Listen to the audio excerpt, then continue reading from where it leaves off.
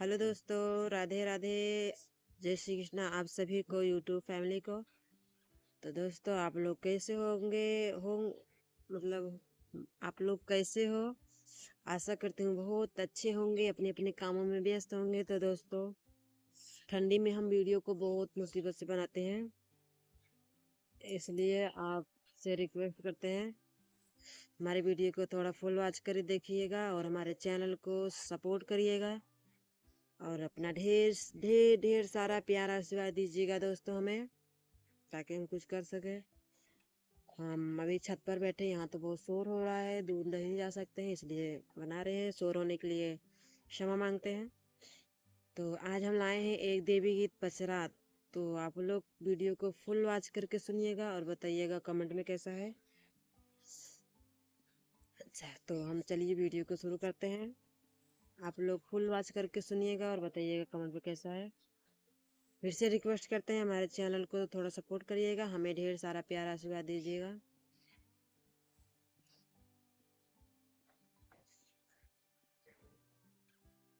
कवन फूलवा फूलाई मैया साजवा सबेरवा हो, कवन फूलवा ना। कवन फूलवा फूलाई मैया साजवा सबेरवा हो, कवन फूलवा ना। फूलाई टिक दुपहरिया हो, कमाना फूलवाना। फूलाई टिक दुपहरिया हो, कमाना फूलवाना। फूलाई टिक दुपहरिया हो, कमाना फूलवाना। बेला चमेलवा फूलाई साजवा सबेरवा हो, कि अड़उल फूलवाना। बेला चमेला फूलाई साजवा सबेरवा हो, कि अड़उल फूलवाना। फूलाई टिक दुपहरिया हो, कि अड़उल फूलवाना। फूलाई टिक दुपहरिया हो, कि अड़उल फूलवाना। फूलाई टिक दुपहरिया हो, कि अड़उल फूलवाना। कवन मैया डोलाई लागी साझवा सबेरवा हो, कवन मैया ना। कवन मैया डोलाई लागी साझवा सबेरवा हो, कवन मैया ना। डोलाई टिक दुपहरिया हो, कवन मैया ना। डोलाई टिक दुपहरिया हो, कवन मैया ना।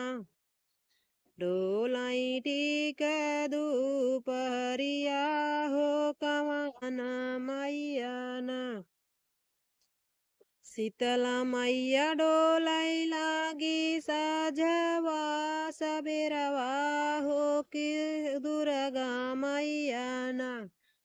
शीतला मैया डोलाई लागी साझवा सबेरवा हो, कि दुर्गा मैया ना। डोलाई टिक दुपहरिया हो, कि दुर्गा मैया ना। डोलाई टिक दुपहरिया हो, कि दुर्गा मैया ना। डोलाई टिक दुपहरिया हो, कि दुर्गा मैया ना। कवन मैया हरवा लागे लाल पियरिया ओ हरवा हो, कवन मैया ना। कवन मैया हरवा लागे लाली पियरिया ओ हरवा हो, कि कवन मैया ना। लागे मखमल ओ हरवा हो, कि कवन मैया ना। लागे मखमल ओ हरवा हो,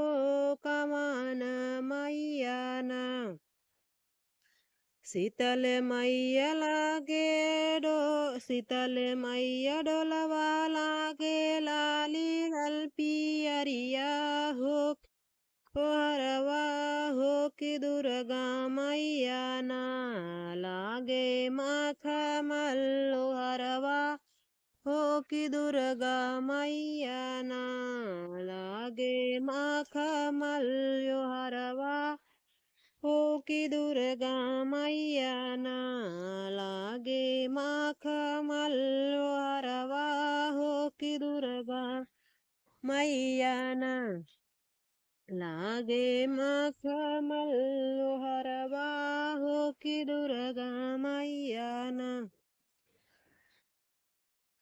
कवन मैया खाए लगली होमिया गियरिया हो कवन मैया ना कवन मैया खाए लगली होमिया गियरिया हो कवन मैया ना खाए हलुआ पुड़िया हो कमाना मैया ना खाए हलुआ आऊ पुड़िया हो कमाने मैया ना खाए हलुआ आऊ पुड़िया हो कमाना मैया ना शीतली मैया खाए लगली हो मिया गियरिया हो कि दुर्गा मैया ना शीतली मैया खाए लगली हो मिया गियरिया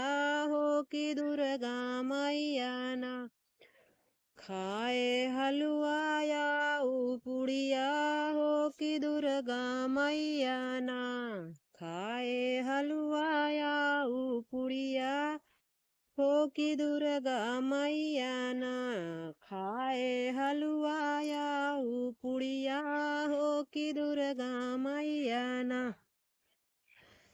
तो दोस्तों गाना कैसा लगा कमेंट में ज़रूर बताइएगा और रिक्वेस्ट करते हैं हमारे वीडियो को फुल वॉच करके देखिएगा तभी समझ में आएगा। चलिए मिलते हैं अगले वीडियो में।